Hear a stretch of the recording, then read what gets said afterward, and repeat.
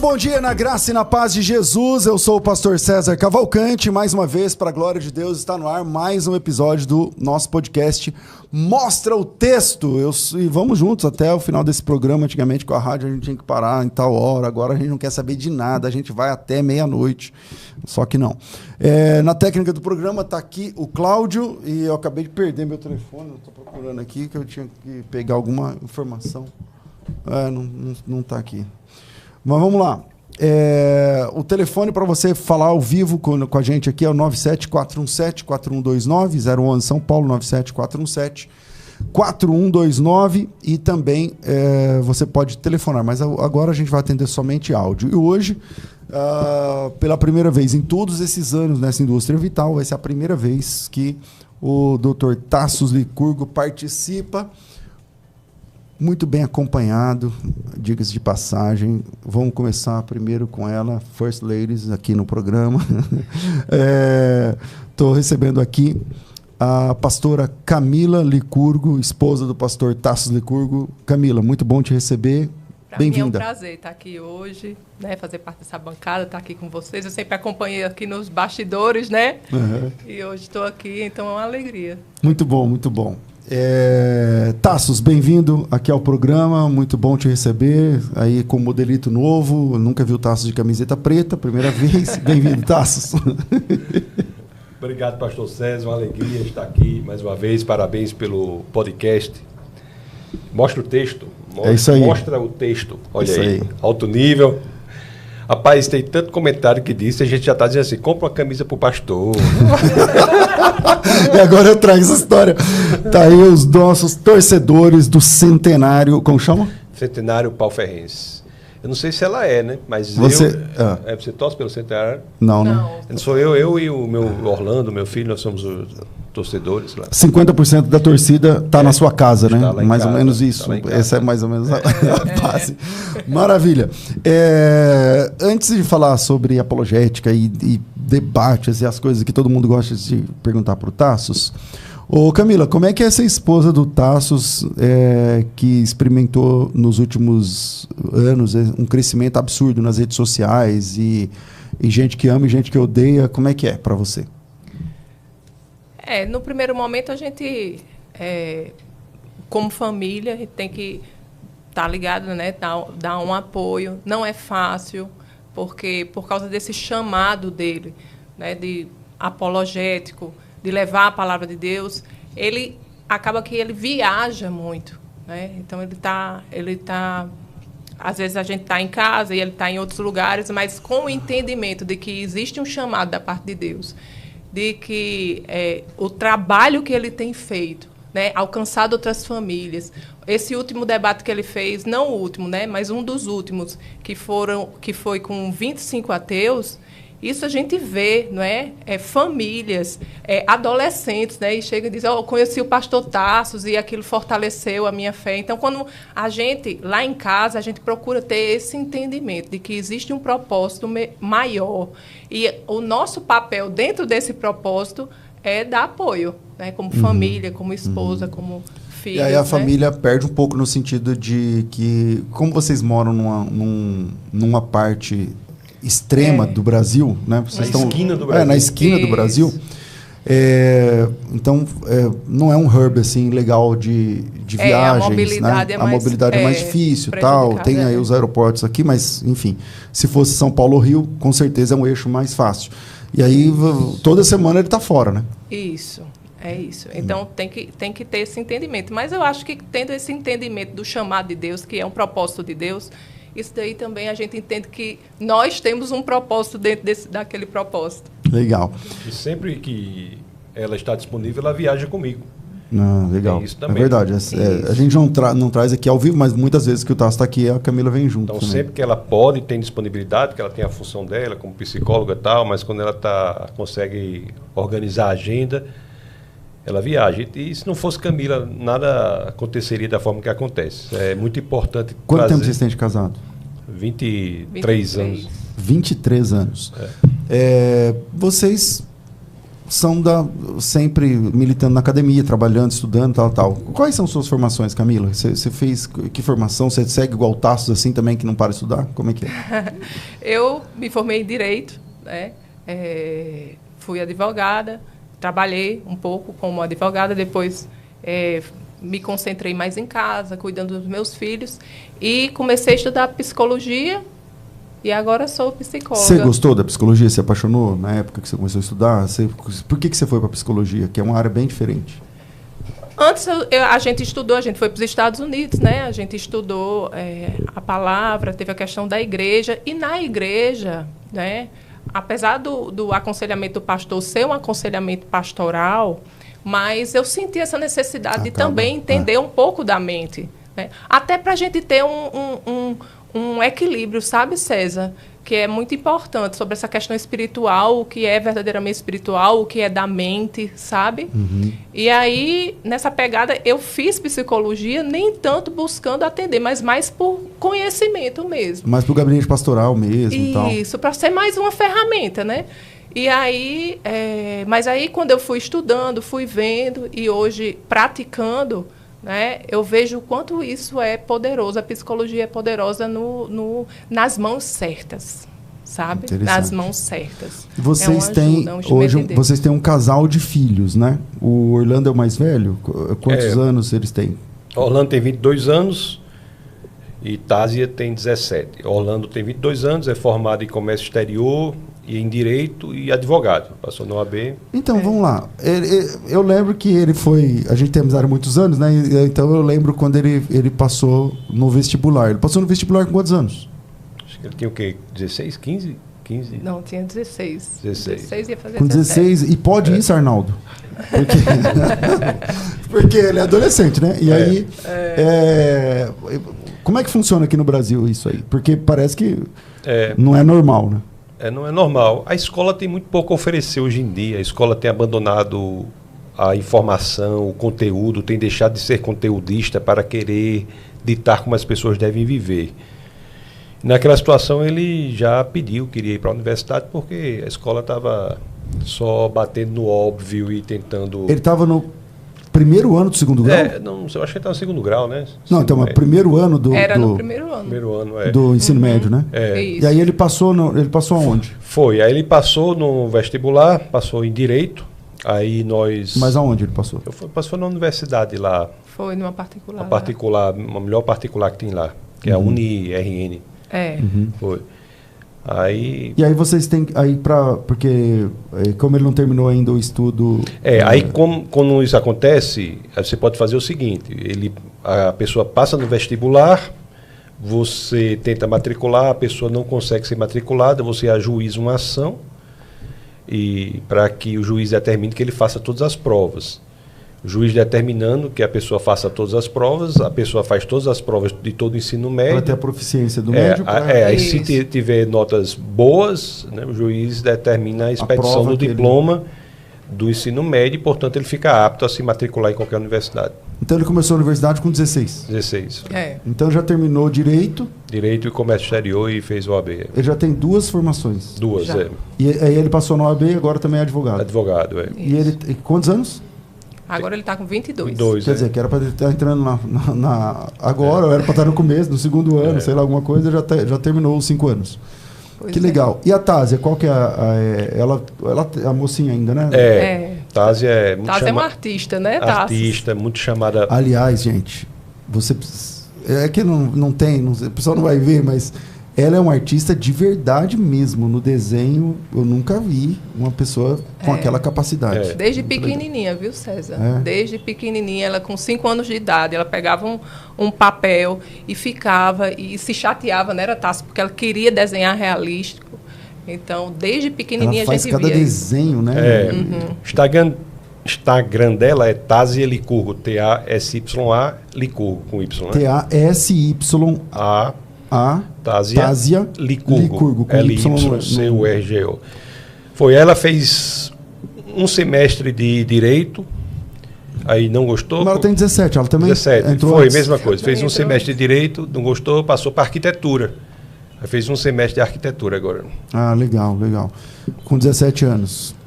vai vendo, né, como é que é. Agora, uma pergunta, eu vou começar com a Camila. Camila, como é que entra a conversão de vocês? Você já era cristã, não era? Quem se converteu primeiro? Como é que Jesus entrou na história de vocês? Quando a gente se conheceu, eu era católica e Tasso era ateu. Uhum.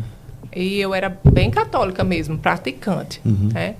E ali a gente casou. Da paróquia mesmo? Sim, todo domingo tá lá e tal? Isso.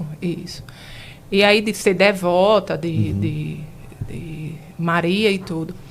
E ali a gente casou, tudo. E quando eu engravidei de Orlando, né, o nosso primeiro filho, a minha gravidez era muito complicada.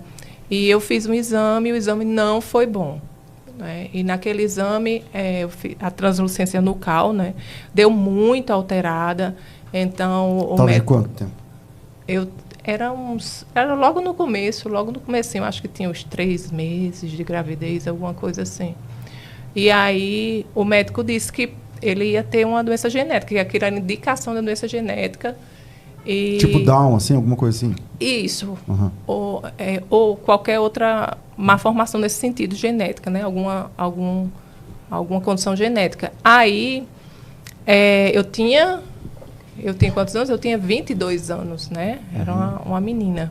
E aquilo mexeu muito comigo, até que um dia uma pessoa veio conversar comigo, disse que era evangélica, conhecia a palavra de Deus, disse que estava orando, e que Deus tinha falado com ela e me deu uma palavra. Eu não me lembro qual foi o texto. Até hoje eu não me lembro. Mas, e como católica, assim, apesar de eu ir e tudo, eu não tinha, né? Bíblia, essas coisas. Ninguém lia a Bíblia, lia o jornalzinho da missa, né? Uhum. E aí ela me deu um texto que falava sobre essa questão de idolatria, de santo, né? E porque naquela hora era isso que eu estava buscando, né? E quando ela falou, ela viu que eu não gostei, mas ela disse assim, Camila, mas você não precisa acreditar no que eu estou dizendo, não. Converse com Deus, fale com Ele, né, que ele vai se revelar para você. E você fragilizada com esse diagnóstico, com essa história toda, buscando a Deus e tal, não sei o quê. Isso, sem conseguir comer, que eu não comia direito, não conseguia dormir, né, pensando. E aí, quando foi...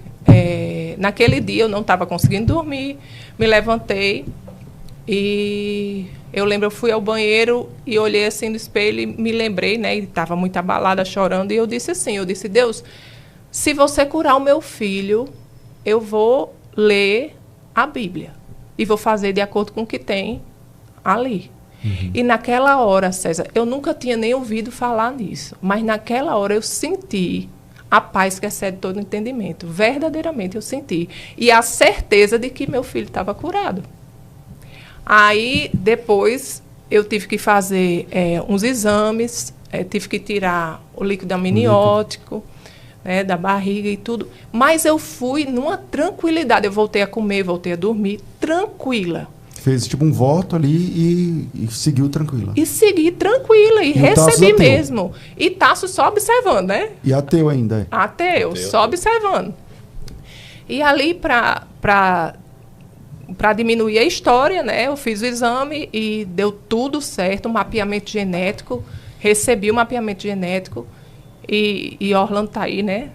Está hoje bem e tudo, não tinha nenhuma condição genética. Na universidade com 16 e tal.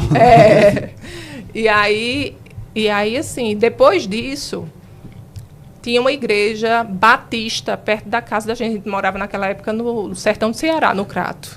Peraí. Então, a sua proximidade assim com o evangelho foi a partir de uma cura, né? Na verdade, foi um sinal sobrenatural, não é uma coisa que alguém te convenceu, não sei o quê, é uma coisa que o médico falou, tá assim, tem alguma coisa aqui genética, não sei o que lá, aí tem um voto com Deus e depois do voto, depois você tem um milagre, na verdade. Foi um milagre, né? Essa questão da saúde, dele ter nascido pleno, né? Assim, sem nenhum problema.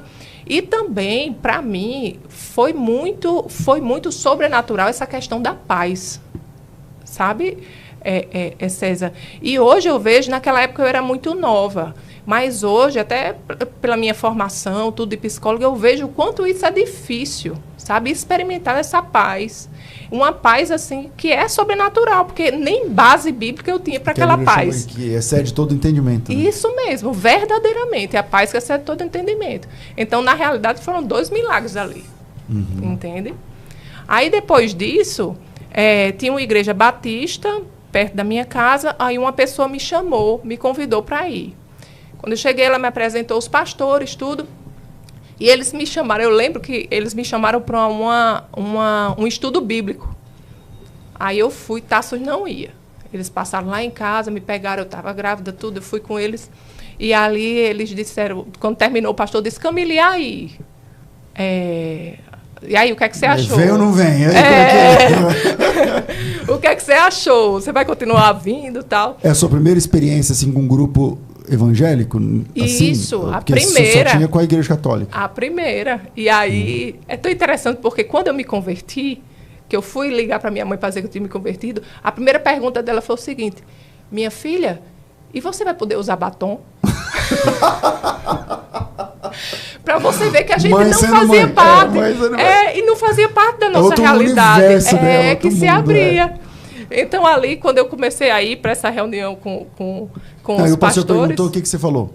Aí eu disse a ele, pastor, olha, gostei muito, mas eu vou ficar aqui enquanto a sua Bíblia estiver batendo com a minha. Aí ele riu, aí disse, é isso mesmo que eu quero que você faça. Então, o meu compromisso sempre foi com a palavra, sabe? Eu tinha muita sede. Mas sua Bíblia era católica, até então?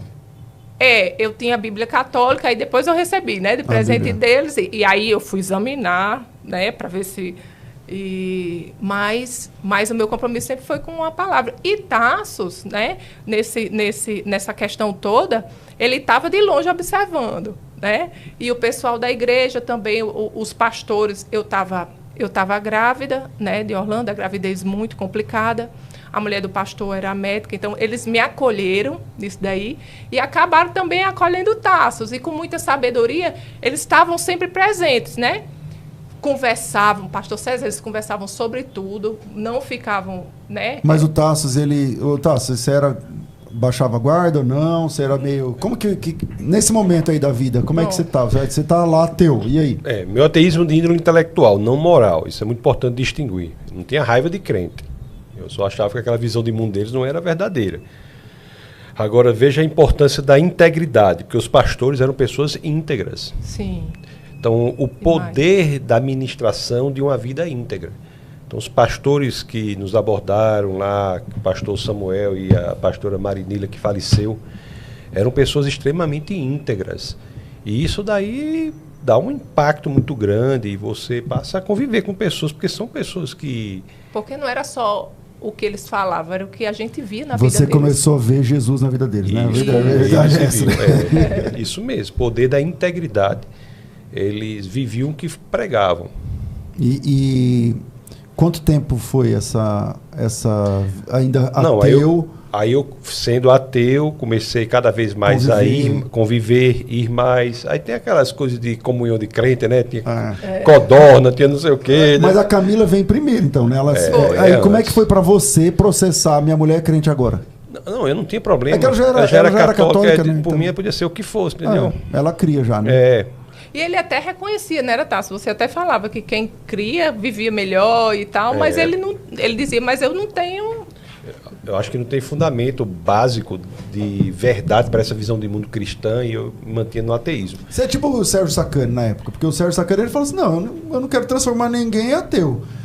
Eu só acho que não é tal, era mais ou menos essa pegada. Você não era um militante do ateísmo. De forma nenhuma, militante não.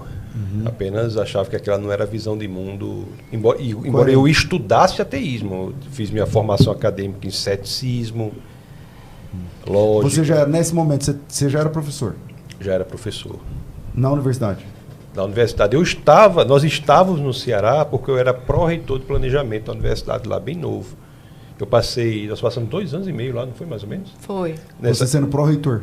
Pró-reitor e professor dessa universidade regional do Cariri, Universidade do Sertão do Ceará. No começo da vida a gente foi lá. Eu havia sido professor substituto na Universidade Federal, desde 99, aí nesse período a gente foi para lá, eu passei, depois desse período do professor substituto, nós passamos lá 2 anos e pouco, não foi, Camilo? Isso. Foi quando abriu o concurso para a Universidade Federal do Rio Grande do Norte efetivo, para a História da Escultura Ocidental, eu vim fiz e passei, aí foi que a gente voltou para Natal. Então, nesse período a gente estava lá. Então, e esse período, então é tudo Deus, né? Deus mandou vocês para lá para ter e um lugar extremamente idólatra, né? Que tem essa questão do Padre Cícero. Isso, no Cariri. Cariri. Então nós ficamos lá, eu ia aí crescendo em amizade com pessoas com um padrão de moralidade muito alto, pessoas inteligentes assim, com integridade na vida. Isso me chamou muita atenção. Demorou quanto tempo para você, quando alguém perguntasse, porque antigamente você perguntava, não, eu sou ateu, tal, não sei o que, tá tudo bem. Aí, mas demorou quanto tempo para você começar a falar, não, eu sou cristão? Não, isso foi um momento assim de... Eu cheguei até a me batizar, assim, de... Vamos entrar aqui nesse negócio, entendeu? Aí chegou às minhas mãos um livro, tem esse fato muito importante, chegou às minhas mãos um livro de C.S. Lewis, Cristianismo Puro e Simples, Mere Christianity, né? Aquele livro. Esse livro. Alguém me deu esse livro, eu não sei nem quem foi. E isso foi um fator muito importante da minha conversão, porque esse livro abriu a minha mente para um tipo de abordagem do cristianismo que eu achava que não existia.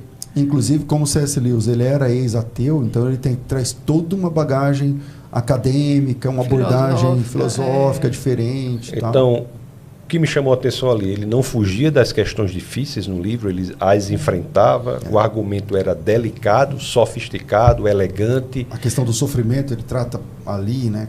Então, assim, foi muito impressionante. Então, a partir daí, desse livro, eu comecei a ter acesso a outra literatura que eu desconhecia. Norman Geisler, Bill Craig, Ravi Zacharias, que teve no final do ministério uma coisa, mas... mas foi maravilhoso, um apologista fabuloso. Então esse pessoal diz, meu Deus, existe uma produção extremamente sofisticada que eu não conhecia, mesmo em... Craig. Eu era formado em outras áreas e conhecia os clássicos, mas...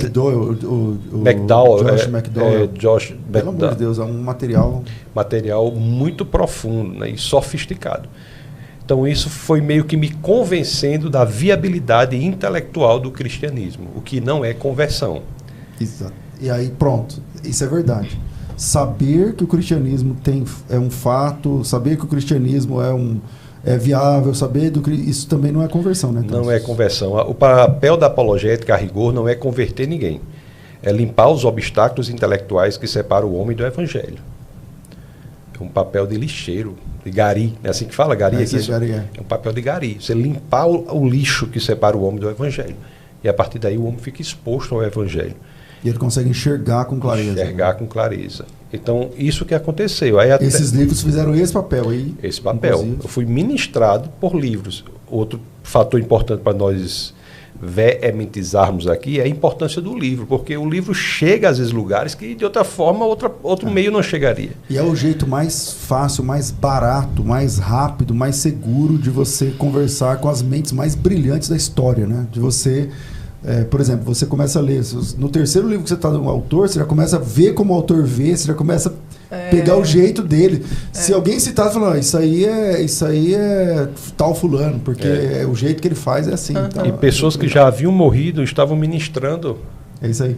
Sua vida. Na minha vida, por meio dos livros.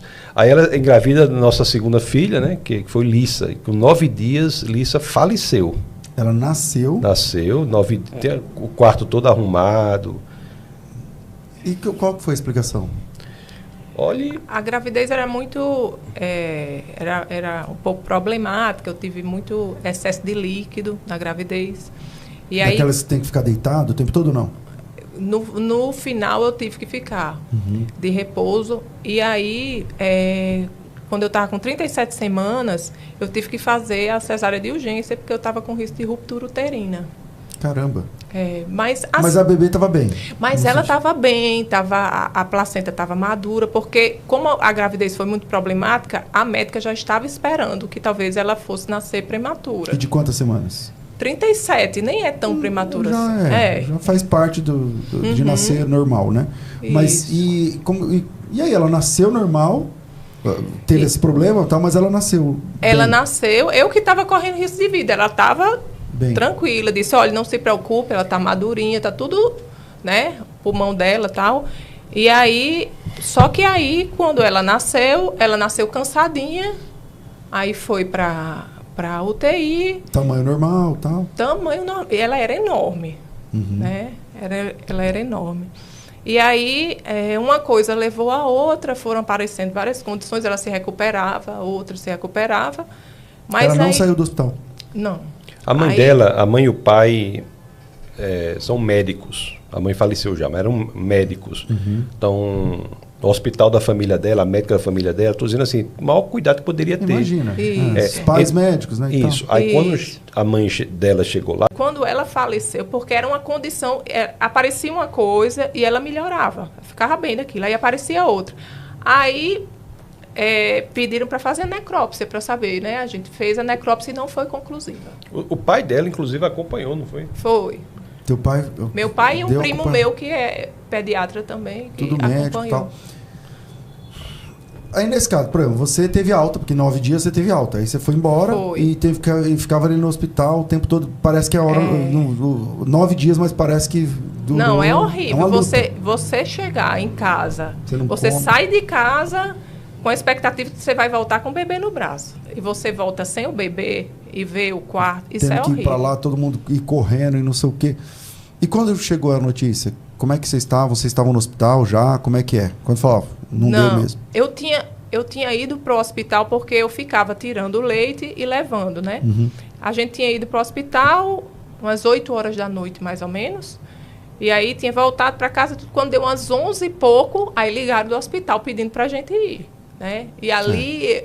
A gente se olhou, não foi tal, meio que a gente já sabia. Porque quando pede para ir, né, fala, não fala nada, vem aqui. Aí... E interessante, porque naquele dia, quando eu fui deixar, olha as coisas de Deus. Quando eu fui deixar o leite, aí o médico que estava lá, ele disse assim, Camila, a gente já está tirando a sedação. A gente tirou a sedação dela, está esperando ela acordar para tirar o tubo. Então, converse com ela para ver se ela acorda. E ali eu acho que foi Deus que me deu a oportunidade de me despedir da minha filha. Porque ali eu conversei bastante com ela, sabe? Falei do irmão dela, né? De Orlando e tal.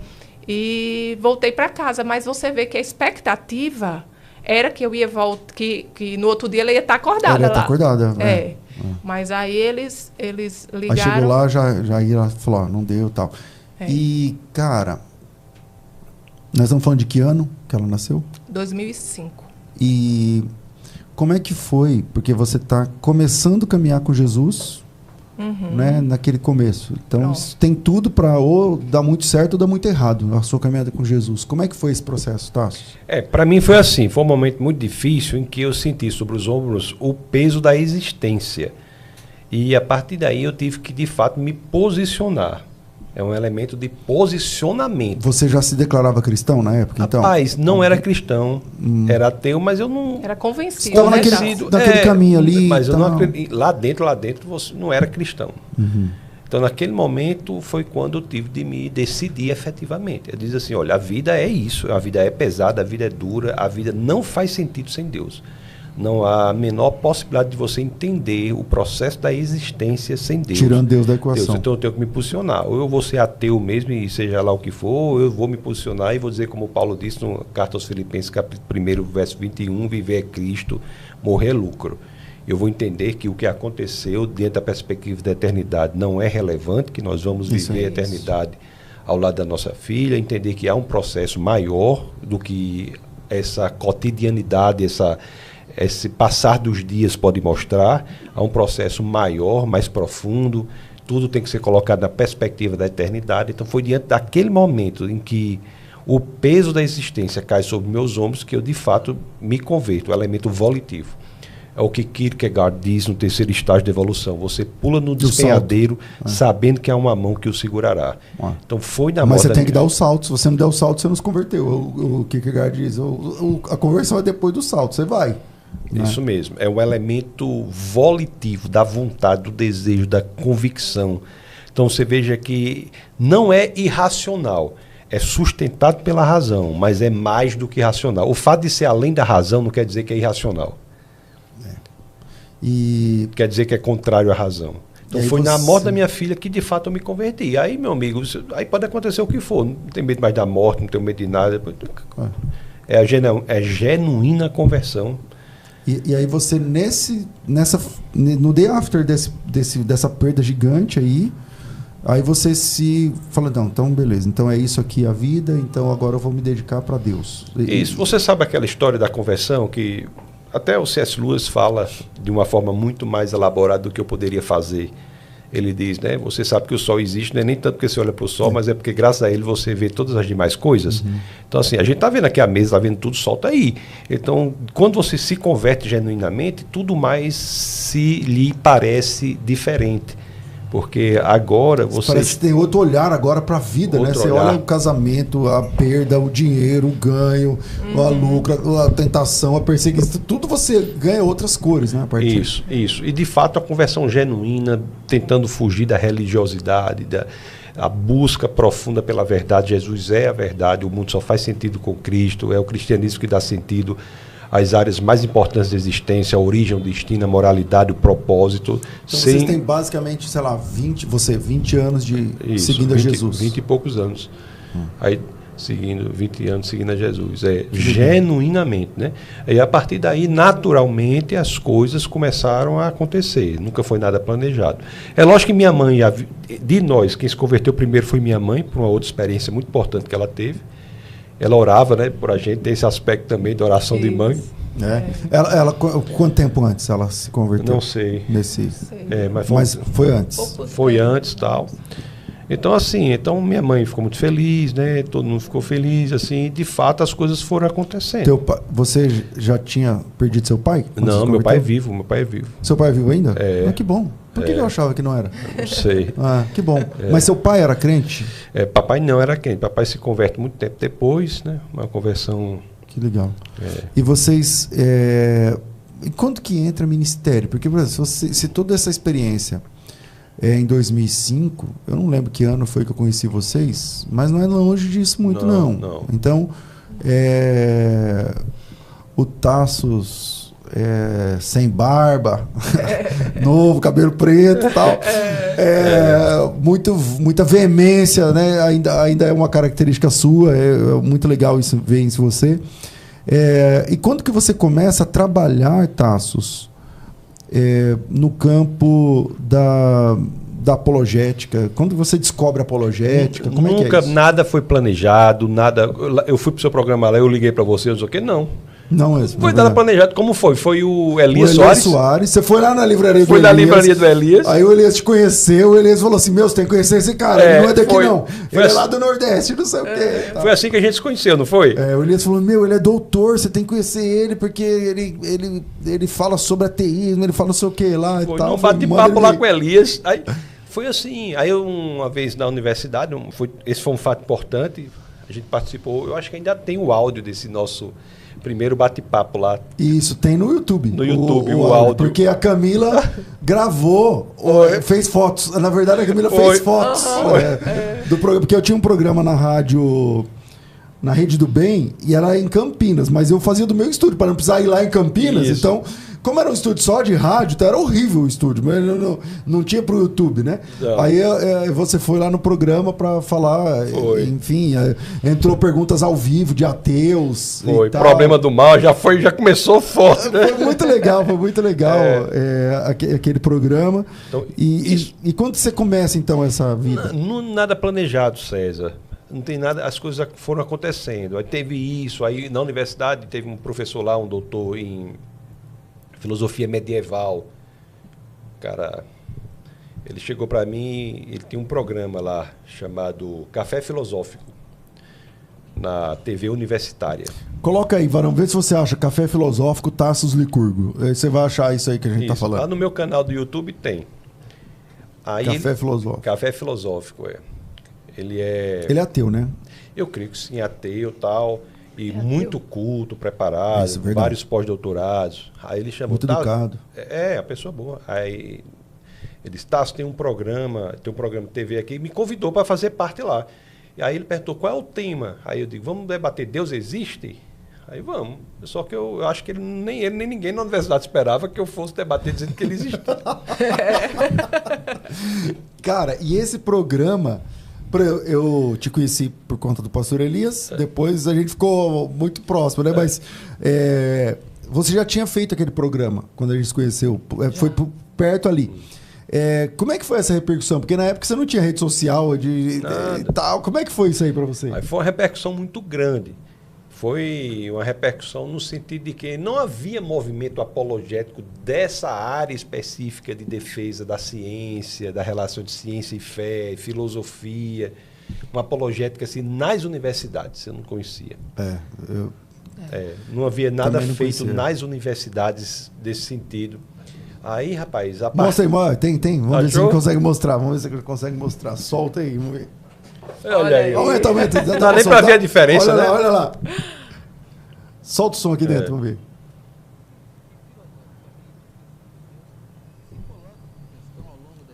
Eu não sei se está saindo som aí, tá? De Deus surge para o filósofo.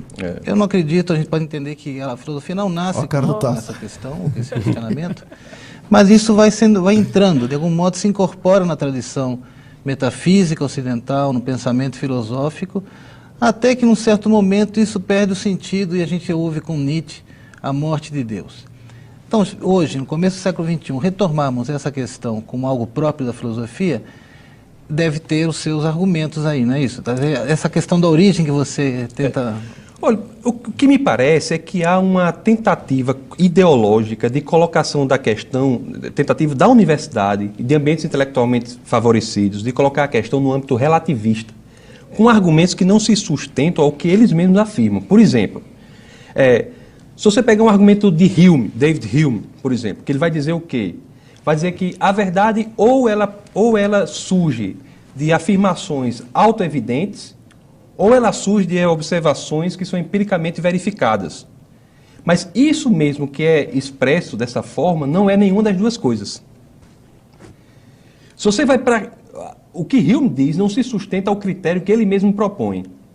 Se você vai para uma interpretação possível de Kant, sem querer aprofundar, mas vai para uma interpretação possível de Kant, que vai dizer que a experiência que você tem unicamente fenomenológica, você não tem experiência com a coisa em si, denota um problema no sentido de que é preciso que você tenha o conhecimento da realidade para que você tenha a possibilidade de afirmar essa impossibilidade de conhecimento da realidade. Bom, o que então, fica para nós, por exemplo, que é um ambiente... é que o Tasso primeiro fica melhor de barba, né? Então, vamos combinar. Camila, fala aí alguma coisa. É melhor de barba, né? E barba e camiseta preta, né? Pra mim fica bom de todo jeito. Ganhou o dia, Tasso. Aí sim. Agora...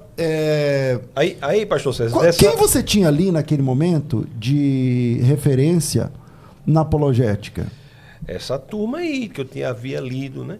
Essa turma aí. Tipo Norman Geisler, Bill Craig, Ravi Zacharias. Estava começando a ler isso aí. Agora, eu sempre fiz uma coisa, César, que eu estava até dando uma entrevista para um projeto que vai sair muito legal para o Vitor, do Metaforando. Uhum. Aí eu estava falando com ele, perguntando tal, e conversando com o pessoal e com outras entrevistas, dizendo o seguinte: olha, eu sempre fiz isso. Eu tentei criar sempre um pensamento próprio do que eu acho das coisas. Qual é o meu pensamento sobre as coisas? Então, é a forma que eu vejo o mundo. E as influências que nós temos externas vão moldando e aprimorando aspectos dessa sua visão particular de mundo. Então, eu passei a ver o mundo daquela forma. Por isso que eu consigo falar, porque é o que eu penso. Interessante. E hoje, Tassos, você tem... Como é que eu vou te falar? A gente acaba, por conta da mídia, né? A gente acaba... não é proposital, mas a gente acaba inspirando pessoas. Então, pessoas olham para mim, olham para você, olham para o Elias, olham para o pessoal que está numa certa evidência, né, da mídia e tal. Como que você lida? Você pensa nesse grupo de pessoas que te acompanha? Você alimenta esse grupo? Você se relaciona com essas pessoas? Como que você pensa no seu ministério, Tassos Licurgo, que vira um ministério para além de uma igreja local porque nós temos hoje poucas pessoas que militam na apologética, eu não sei se vou chamar, apologética na universidade ou apologética mais científica e tal. Como que você filosófica / científica, como que você lida? De fato, é preciso aprimorar os meios que nós utilizamos para que possamos, de maneira mais efetiva, alimentar o pessoal, treinar, discipular. Sabe que é muito difícil de fazer isso quando são tantas pessoas que procuram. Então, parte da equipe hoje está dedicada exatamente a criar meios para que isso ocorra. Nós temos a Licurgo Academy, que está sendo desenvolvida. É um ambiente que haverá treinamento na área de conservadorismo, cristianismo, estudos bíblicos, apologética, cursos de clubes. Nós estamos pensando em estratégias para fazer isso. Esse é um aspecto. De fato, o Ministério do Defesa da Fé é maior do que a igreja local. Nós temos 2 igrejas, mas o ministério é maior, é mais abrangente. Nós temos as igrejas com pastores extremamente amorosos e treinados e pessoas íntegras. Então, é um aspecto importante. A igreja ainda é o instrumento evangelístico mais eficaz sobre a face da terra. Mas o ministério é mais amplo. Que legal. Então, fazemos isso. Agora, me permita só uma coisa, se você me permitir. Agora, o mais importante de tudo é assim, né? Você não pode se tornar um idólatra do seu ministério. Exatamente. Isso daí é essencial. A pessoa que cai nessa armadilha de achar que é tudo pelo ministério está caindo na mesma armadilha de qualquer outra idolatria. E a idolatria do ministério talvez seja pior, porque é muito sutil. Você tem a sensação de que está fazendo algo certo, porque o ministério é para o Senhor. Então nós temos que sempre renovar nossa mente, de entender que a nós importa agradar a Deus. Deus está em primeiro lugar na nossa vida, nossa família. Então isso é muito importante. Jamais colocar algo no lugar. E o meio para fazer isso é entender. Senão o ministério vira um ídolo. Né? Vira um ídolo. Tem muito pastor que cai assim, que tem vidas miseráveis por conta disso. Porque nada pode ocupar o lugar de Deus, nem o ministério. Tem coisas que são boníssimas. A família, o ministério, o dinheiro, são coisas boas. A carreira profissional são coisas boas. Mas nenhuma delas serve para estar no lugar de Deus. O contrário de ateísmo na Bíblia, aliás, o contrário de você ter Deus na Bíblia não é ser ateu, é ser idólatra. É isso mesmo. Interessante isso. O contrário de você servir e crer no único e verdadeiro Deus na Bíblia não é fulano é ateu, não. Fulano ateu, é idólatra. Tem vários deuses. É ser idólatra. Então, nós temos que ter muito cuidado com isso. E uma coisa mais que eu gostaria de dizer é que nós não podemos estar no centro das nossas preocupações. Não podemos estar. Cristo é que está no centro da nossa vida. É por Ele, para Ele, graças a Ele. Então isso nos blinda, César. As Escrituras são tão impressionantes, né? Porque isso nos blinda da tentação de sermos afetados pelas críticas e talvez da tentação maior de sermos afetados pelos elogios. Críticas e elogios. Porque assim, tem sem noção dos dois lados. Tem sem noção dos dois lados. Então tem pessoas, por exemplo, que me amam acima da medida e que me odeiam. Só por uma coisa que eu falei, o que eu penso. Eu penso que esse texto se interpreta assim. Então, por causa disso, tem gente que me ama acima da medida e tem gente que me odeia. Que prefere que eu morra só por causa daquilo. E a gente vive essa avalanche de haters, né? Como que é para você, Camila, lidar com, especialmente as pessoas que odeiam o Tassos? Tipo assim, as pessoas que... Não é que... Eu posso discordar do Tassos, como discordo de algumas coisas que ele pensa, e eu falo, minha interpretação é essa aqui, tá tudo bem, ele me respeita, eu respeito, porque não são coisas essenciais. Então, beleza. Agora, como você lida com pessoas que não têm noção na medida e que fazem comentários e que xingam? Como é que é para você, mulher dele, esposa, no caso, lidar com isso? Como é que é como mulher e como esposa dele? Pronto. Desde o começo, desde aquela entrevista ali, a gente já via, né, muitos haters. Que nem tinha esse nome, né? Antigamente. Pois é, né? O pessoal que não gostava, né? E ali no começo era muito difícil, porque a pessoa que você ama, você quer que as pessoas amem também, né? Cuidem, né? E hoje são duas coisas. Quando eu entendi isso, aí a coisa ficou mais pacífica dentro de mim. Porque são duas coisas. Primeiro, muita gente assiste um vídeo ou ouve uma entrevista, né, como essa, e eles não estão interessados muito em saber a verdade, em buscar uma verdade. A verdade absoluta. Não, eles não estão atrás de buscar a verdade. Eles estão querendo escutar algo que massageie o ego ou então que seja condizente com a vida que eles querem levar. Então, quando aparece alguém que fala contra isso daí, aí a pessoa já fica, né? Então, não é muito sobre ele, é sobre o que ele defende, né? Entendi. Não é muito Tassos, é mais Cristo, né? Então, tem isso. E tem outra coisa também que a palavra diz que a nossa luta não é contra carne nem sangue. Então, a gente tem que entender também que existe uma atmosfera espiritual que impede as pessoas de enxergarem certas coisas, né? E de ficarem iradas além da conta, né? Ficar com essa raiva toda nos comentários, tudo. Não é muito. Eu vejo muito assim, não é muito a questão de Tassos, é a questão do que ele defende. É a questão da palavra de Deus, é a questão de Cristo, sabe? Então, quando eu entendi isso, eu acho que as coisas ficaram mais pacíficas, né? E além daquela promessa que a palavra de Deus nos diz, né? Que são bem-aventurados aqueles que são perseguidos pela causa de Cristo. E você, Tassos, como é que você vê esses... Já teve, tipo assim, pessoas que foram mais contundentes, cruzaram a linha mesmo do hater e chegou a ter ameaças, essas coisas? Já tivemos ameaça de morte, de tudo, não só pela questão da defesa do cristianismo contra o ateísmo, mas muitas vezes pela defesa do conservadorismo. Então tem pessoas que muitas vezes saem do controle, fazem ameaças, situações em que a inteligência do local diz que eu não posso ir, tenho que ir de uma determinada forma. Existe tudo isso para a defesa dos valores no mundo em que se regozija na mentira, se regozija no mal.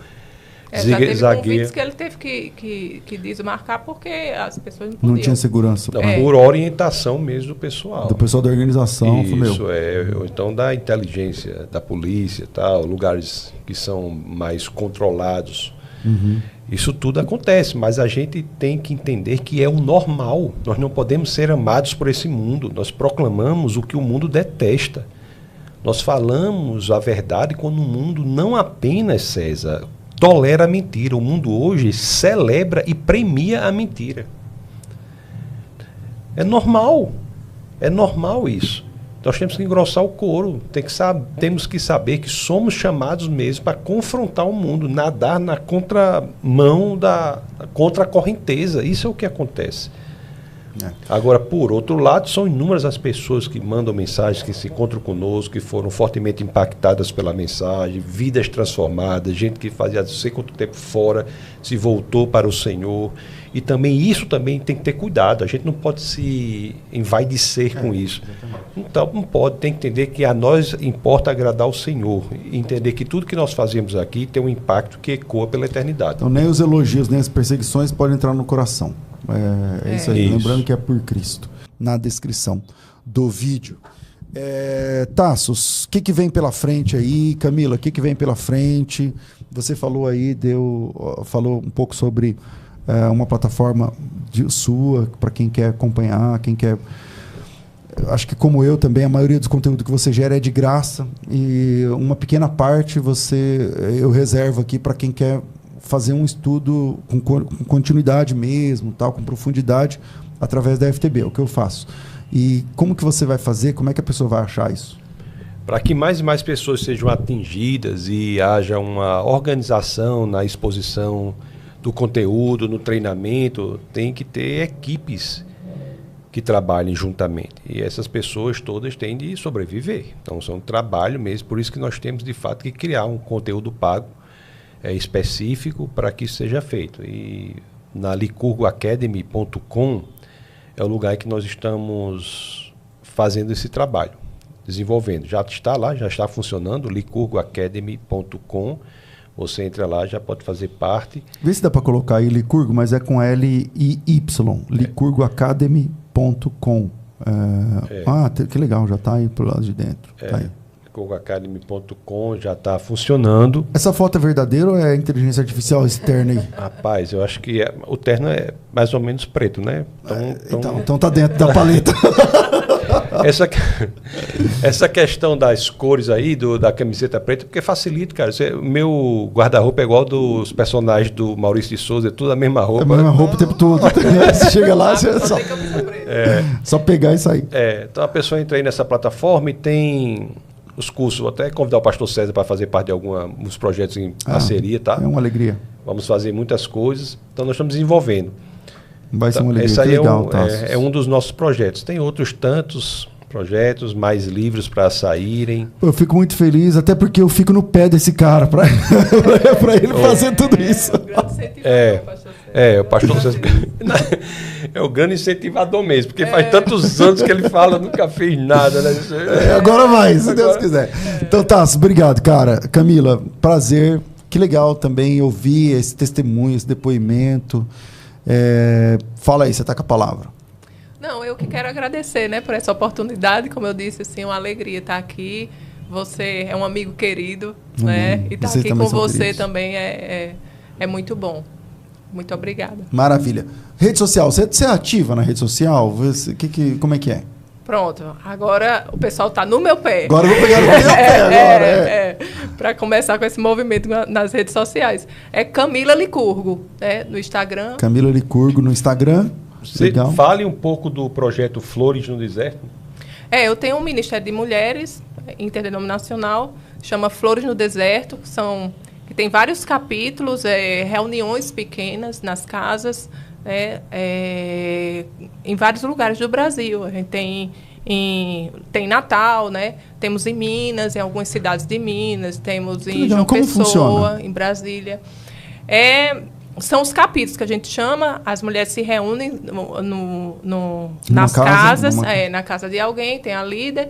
Cada capítulo é uma flor, né? Tem um significado, né? Tem as lírios da paz, as azaleias, então, e aí eu faço mentoria, eu faço... Mas você entra ao vivo nessas casas? Não, né? Como que é? Não, eu vou visitando, a gente faz eventos, né? Chá de mulheres, faz... conferências de mulheres, né? E a gente está sempre junto. Eu tenho um livro, né? Que é Crescendo em Fé. A gente trabalha esse livro nos capítulos. Que legal. E quem quiser fazer parte, Camila, tem? Pode entrar em contato pelo meu Instagram. @ Camila Licurgo, com LY, né? Isso. Camila Licurgo, tudo junto. Aí, Camila. Tá aí. Que aí a gente direciona para algum como é que é, né? O Camila Licurgo só tem o Tasso. Mas esses vídeos... Sobe aí. Porque esses vídeos, na frente tem Tasso, mas eu sempre estou nos vídeos também. Não, é porque nós temos Na capa tem ele, mas... É porque nós temos um podcast que chama Conversa em Família. Isso. Somos nós dois conversando. Aí a equipe, quando posta, aí bota o collab, aí a capa não tem como mudar, fica né? A capa, Mas é bom falar até para na capa estarmos nós dois, né? Exatamente. E Camila também é psicóloga, né? Ela atua, mas acho que a agenda está cheia, não tem mais por paciente. Enquanto mas de qualquer maneira... E a pergunta que número calça o Orlando, seu filho, que tem 22 anos? Calça 50. Ele calça 50? Eu calço 47, né? Eu achava que o meu pé era grande, eu calço 46, 47. Aí eu Tasso, aí veio o Orlando, aí ele não sabe brincar não, calça 50. Gente, obrigado. Deixa eu só dizer meu Instagram, pode ser? Por favor. Então quem quiser me seguir, meu Instagram é Tassos Licurgo. Tassos Licurgo. Tasso, e o seu YouTube? Você está usando? Tem o YouTube. Porque o canal seu também cresceu, né? Eu não sei muito assim as dimensões quais são, né? Mas deve ter... Você olha aí, amigo, quantos inscritos canal. tem? É Tassos Licurgo também? @Licurgo, mas se você botar Tassos Licurgo aparece. Eu acho que tem um número até razoável de inscritos. Mas você está trabalhando com... Estamos colocando... Estamos colocando... Nós temos esse podcast, Conversa em Família. Os debates, muitos são colocados lá. Nós vamos agora... Tem até uns vídeos lá sobre... Comentários sobre a Bíblia. Tem muita coisa. Nós estamos organizando. Tá aí, ó. Eu não consigo ver direito. Tem quantos inscritos? 2.200 200 e lá pouco, em cima, lá. 200 e poucos mil. 271 mil. Que legal, Tasso. Claro que é bom. Você nem trabalha com o negócio. Tá muito bom. Tá bom isso aí? Então bom. Tá. Então, 271 mil e nós vamos crescer mais, que nós vamos começar a trabalhar mais efetivamente. Então, se você não segue... Se inscreve aí já, Tasso Licurgo. E o Instagram é Tasso Licurgo, que tem um número bom também, eu acho que é quase 700 mil, não é isso? Cresceu pra caramba, né? Foi. Nesses últimos anos. Que bom. Fico feliz, tá?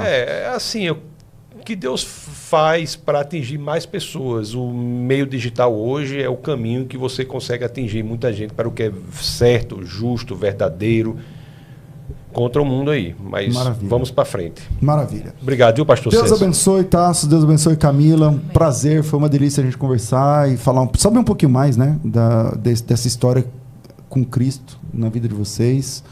E que bom, acho que a audiência também gostou, porque só vê o Tasso debatendo e tal, então é bom sentar e falar, foi assim como tudo começou. O povo pensa, coisa interessante, né? As perguntas que saem, às vezes, acha que eu sou uma pessoa muito braba, sabe? Mas você é brabo. Nossa. Não. Nossa. Não, é assim. Então continue pensando isso. É que assim, a pessoa, eu falei brincando, né? A pessoa acha que, como você tem uma posição séria ali, muito pontual, né, e tal, às vezes ela confunde isso até com falta de educação, que você é uma pessoa grossa e que você é uma pessoa não sei o quê. Às vezes a pessoa pergunta, como é que é o Tasso? O Tasso é um servo de Deus, cara, uma bênção, tal, um homem de Deus. E a pessoa, enfim, fica essa marca, acho que é o preço a pagar, né, da rede social. Vê se você melhora mais aí o meu lado. Maravilha, Tassos. Obrigado, Camila. Obrigado, Cláudio. Deus abençoe. Tô ficando por aqui.